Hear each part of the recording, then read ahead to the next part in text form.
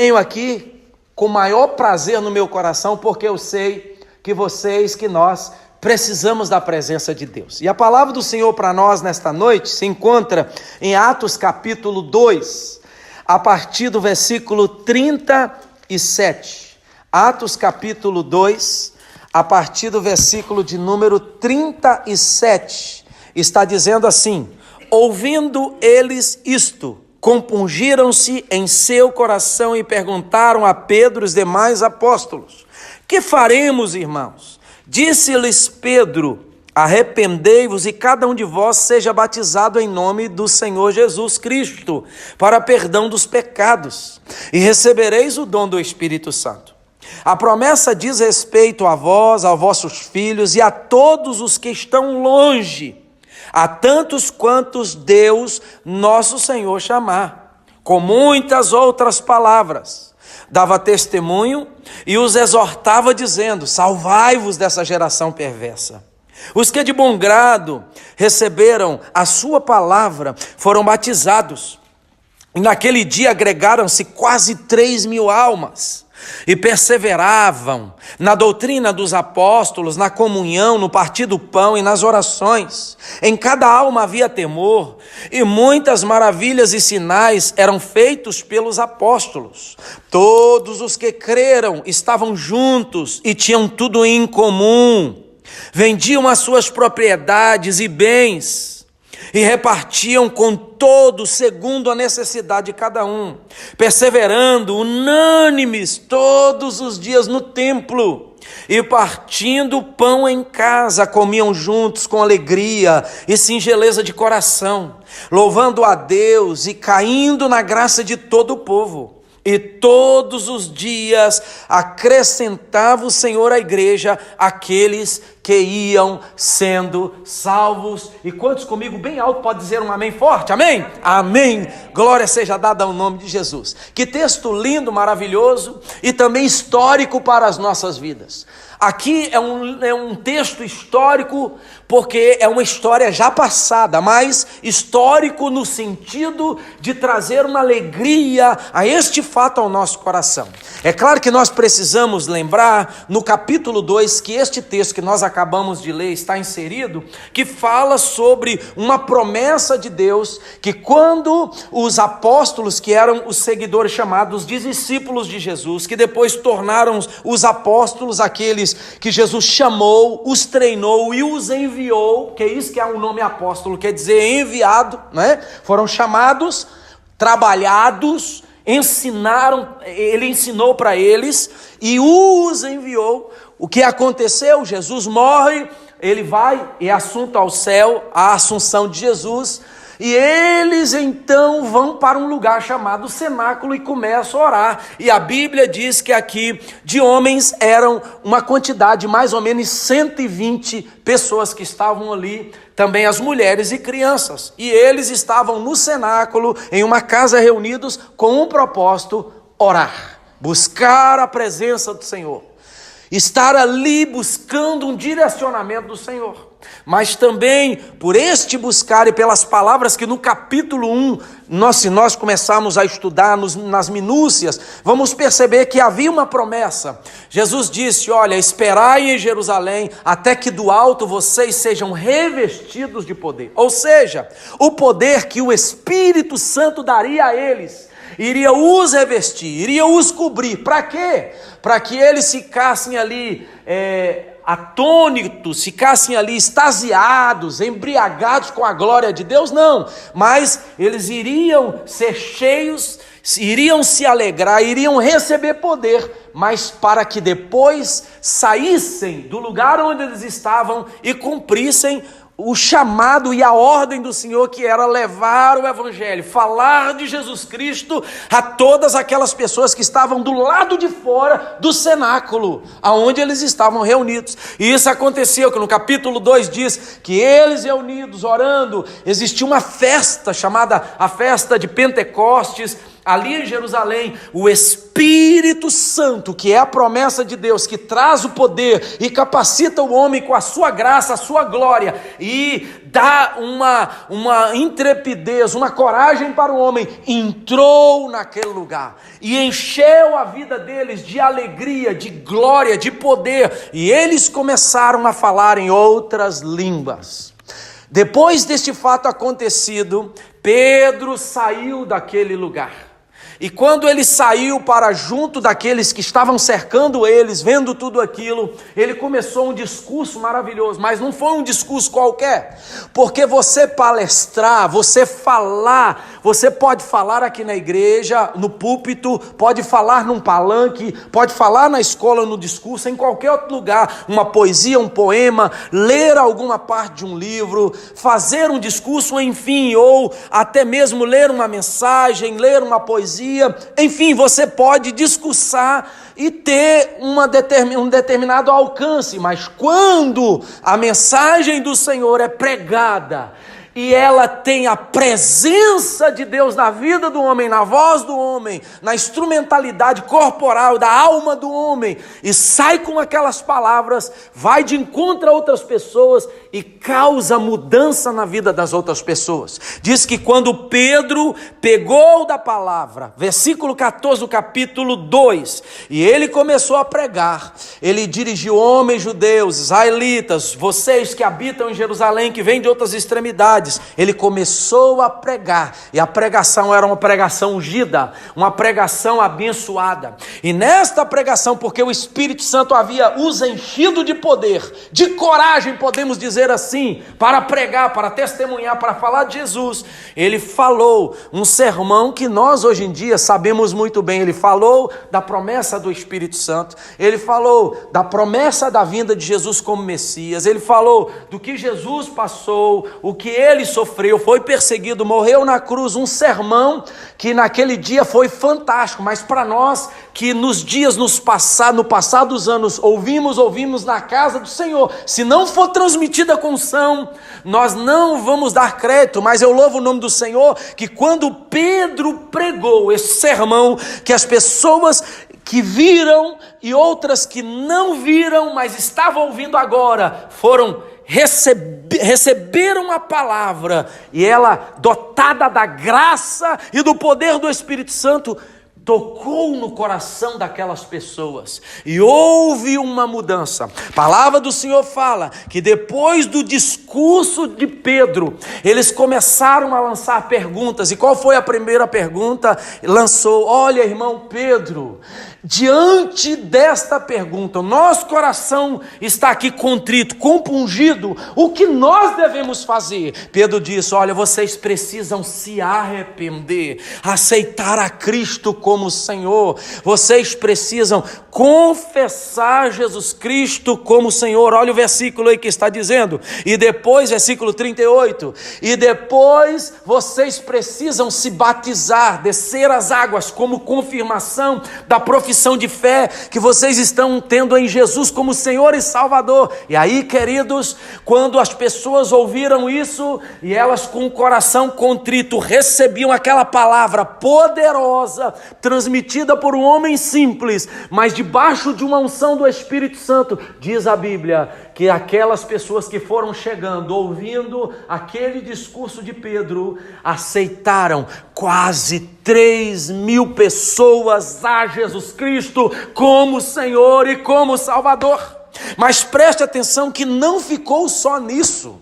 Eles começaram a se reunir no templo. Naquela época ainda não tinha literalmente as igrejas cristãs. Tinha o templo em Jerusalém. Eles iam ao templo, mas também diz que esses que a cada dia se convertiam e eram convertidos pela fé em Cristo Jesus, se reuniam nas casas, nos pequenos grupos, E sabe o que estava acontecendo no começo desta igreja maravilhosa chamada Igreja de Jesus Cristo? A Igreja de Jesus Cristo estava nascendo de uma maneira muito saudável.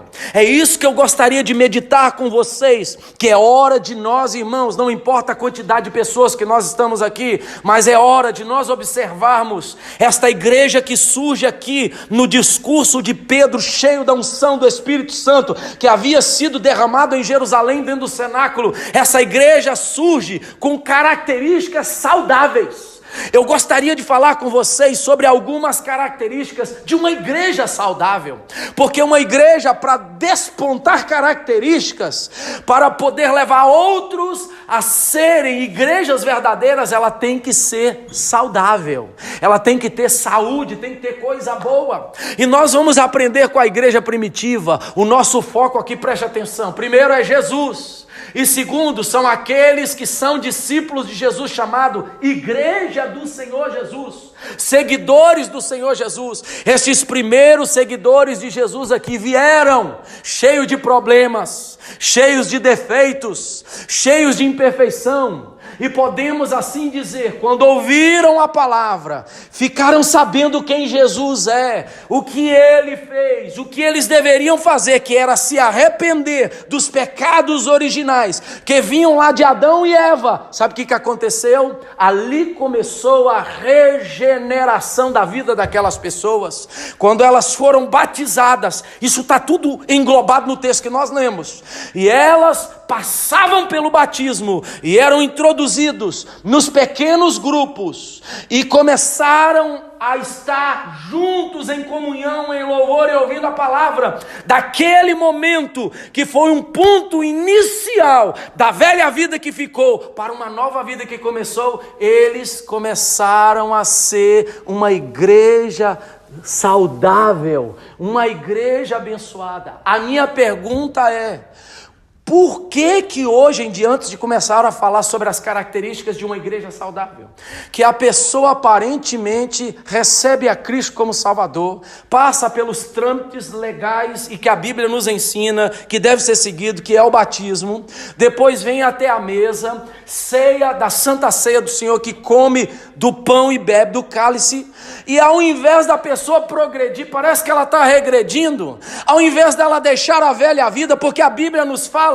em Coríntios 5,17 que aquele que está em Cristo é uma nova vida, que está em Cristo tornou-se uma nova vida. As coisas velhas, a partir daquele primeiro pontapé, daquele primeiro passo, ficou para trás e agora são coisas novas. Parece que a pessoa não deixa as coisas velhas, ela vem arrastando as coisas velhas, ela vem trazendo as coisas velhas. Nesta noite, irmãos, vamos ser igreja saudável, vamos pedir a Deus para curar aquelas áreas na nossa vida que são infrutíferas, que envergonham o evangelho, que envergonham o nome de sermos igreja, que envergonha de sermos igreja, servo do Senhor. Vamos pedir a Deus: Deus, o meu referencial é Cristo. Segundo, o meu referencial é a igreja primitiva. Se a igreja primitiva nasceu como igreja saudável, aleluia, eu também quero ser igreja saudável, eu também quero ter característica de uma igreja saudável. Se não, por contrário, irmãos,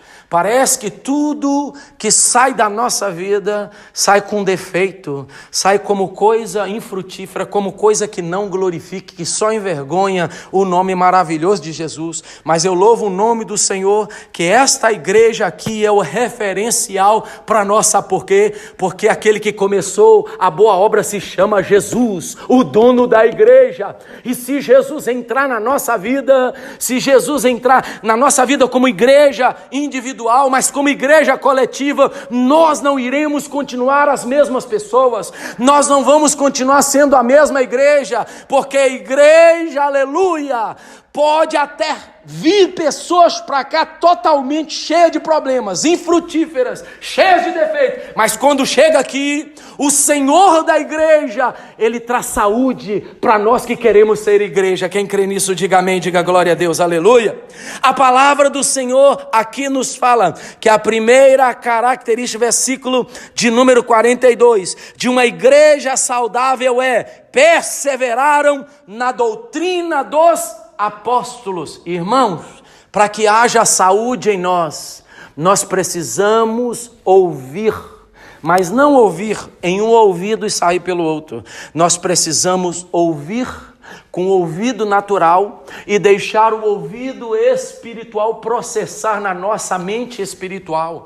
Porque quando entra nos ouvidos que nós temos aqui, que faz parte do corpo, e vai para a nossa consciência e desce para a nossa parte espiritual, sabe o que acontece? Isso causa mudança em nós. Tem pessoas que escutam anos e anos a palavra, tem pessoas que sabem versículos de cor, sabem muito mais teologia do que nós, que a teoria das coisas relacionadas com a palavra, mas quando precisa de deixar a verdade de Deus ser lâmpada para os pés, luz para os caminhos, ela falha no primeiro obstáculo que se coloca diante dela. Aqui a Bíblia diz que todos os dias os que eram e faziam parte da igreja estavam perseverando na doutrina dos apóstolos. O que é a doutrina dos apóstolos, pastor? É doutrina dos homens? Não, a doutrina dos apóstolos ela era baseada segundo o que eu foco, segundo a imagem do que Jesus é. Os apóstolos pregavam nada mais, nada menos, mas sim a pessoa, os hábitos e as maneiras pelos quais o nosso Senhor Jesus vivia. Ele procedia, ele tratava as pessoas. E aliás, não devemos esquecer que tudo que Jesus falava, pensava, agia e executada é baseada na doutrina, na lei do reino de Deus, aleluia. Jesus era um verdadeiro filho do reino, e como filho do reino, ele vivia segundo as normas do reino, a lei do reino. E quando Jesus falava, ele não falava, ele falava e vivia o que falava. Por isso que os apóstolos, ouvindo Jesus e vendo como ele pregava e como ele se portava, eles assimilaram e montaram um compêndio de doutrina para mostrar para todos aqueles que iriam ser os seus seguidores, assim como eles foram seguidores de Jesus,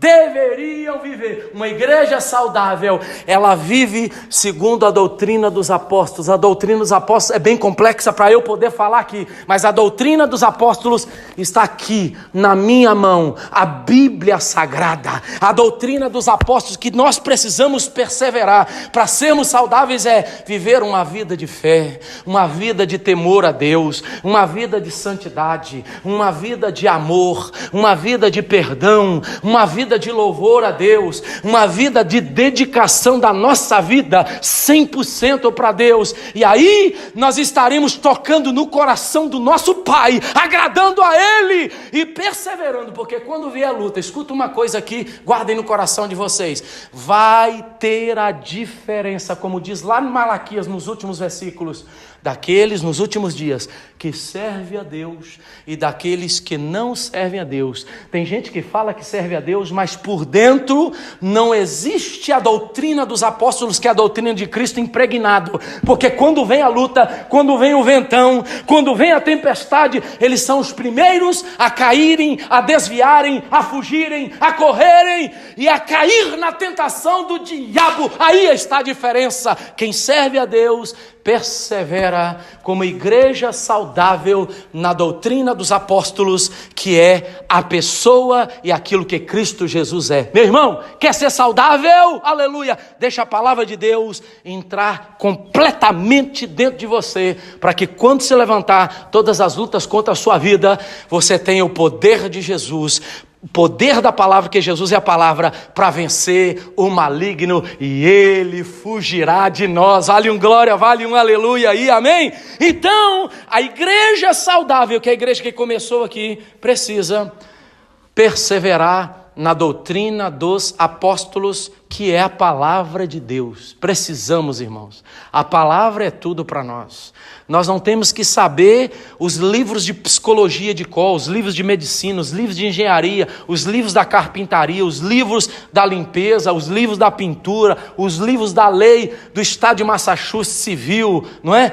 Os livros nós não precisamos de saber de cor o estatuto da igreja. Aqui que nós precisamos saber de cor e viver a Bíblia Sagrada, aleluia, que está baseado, porque quando vier a luta nós estaremos perseverando e nós não vamos cair, sim, vencer no nome de Jesus. Vale um glória, vale um aleluia, vale um amém, aleluia. É isso que Jesus quis demonstrar. Só terminando aqui esta parte, Jesus demonstrou para Satanás no dia da tentação o quê? O poder de quê? Da palavra. O poder da palavra. Satanás queria ganhá-lo, mas ele mostrou que a palavra é muito mais importante do que as coisas visíveis, temporais e as coisas terrenas. Louvado seja o nome maravilhoso de Jesus. Uma igreja saudável persevera na doutrina bíblica, aleluia. Estou falando de Bíblia, estou falando de palavra, estou falando de evangelho, eu estou falando de Antigo e Novo Testamento, que é a doutrina que os apóstolos perseveraram e baseavam. Segunda coisa que eu vejo aqui, na comunhão. Comunhão não é unhão. Comunhão não é unha de tamanduá. Vocês já viram falar dessa ilustração do tamanduá? Conhece a ilustração do tamanduá? Quem conhece a ilustração do tamanduá? Ilustração do tamanduá é o que as pessoas falam. Nós não temos que ser como o abraço do tamanduá. Já viram o tamanho da unha do tamanduá? A unha do tamanduá dá até volta, né? Já imaginou se o tamanduá nos abraça? Quando ele abraça, as unhas dele vão ferir as nossas costas. Então comunhão não é ter união, mas comunhão é ter tudo em comum. Vamos dividir? Comum e ação. É nós estarmos juntos no propósito. Vamos orar? Vamos todos juntos. Vamos jejuar? Vamos todos juntos. Vamos evangelizar? Vamos todos. Vamos adorar? Vamos todos juntos. Vamos fazer um grupo familiar na casa do fulano, um culto? Vamos. Vamos visitar? Vamos. Comunhão é isso, irmãos. É quando eu deixo, preste atenção, é quando eu deixo o meu pensamento como razão e eu concentro na causa de Cristo. Diz aqui que eles tinham comunhão, eles estavam juntos. O prazer dessa igreja saudável era estar juntos. A pergunta é: será que temos prazer de estarmos no culto junto com os jovens? Será que para nós, quem é senhora, o culto maravilhoso é só o das senhoras? Será que o que é maravilhoso para os homens é só o culto dos homens? E a cooperação e a comunhão que temos que estar junto com os outros? E o apoio que nós temos que estar junto com o ministério de louvor, quando fizer um louvorzão aqui, e estar junto com o pastor, estar no mesmo propósito, no mesmo objetivo. Quando for uma coisa difícil, vamos estar em comunhão ou vamos estar partidários, partidos em blocos? Esta igreja aqui era uma igreja que estava tudo em comum e eles agiam juntos. Isto é saúde para a igreja, para a nossa vida. Vale um glória? Amém? Aleluia! Outra coisa interessante de uma igreja saudável, o partir do pão. Aqui fala de Santa Ceia, mas este partir do pão aqui não só fala de Santa Ceia, não é do partir lá na ceia, lembrando da morte, da ressurreição de Jesus, mas o partir do pão aqui, querido, se você ler, e queridas, você lê mais adiante aqui, fala assim, olha o 44, todos os que criam estavam juntos e tinham tudo em comum, vendiam as suas propriedades e bens, repartiam com todos segundo a necessidade de cada um. Tem muitas pessoas, só um exemplo aqui, não estou aqui atacando ninguém, mas é uma consideração, uma colocação, uma afirmação. Existem muitas pessoas que falam que são os nossos amigos. Aí, ô meu amigo, ô minha amiga, ô amigo, né? Fala no telefone, aquelas palavras suaves, maravilhosas, mas quer conhecer um verdadeiro amigo quando você precisa materialmente precisar daquela pessoa, quando você necessita materialmente daquela pessoa, quando você está desempregado, desempregado, ou está enfermo, enferma, quando você precisa de alguém para te ajudar a pagar o aluguel. Eu não estou falando para explorar ninguém, a amizade, não é isso, queridos.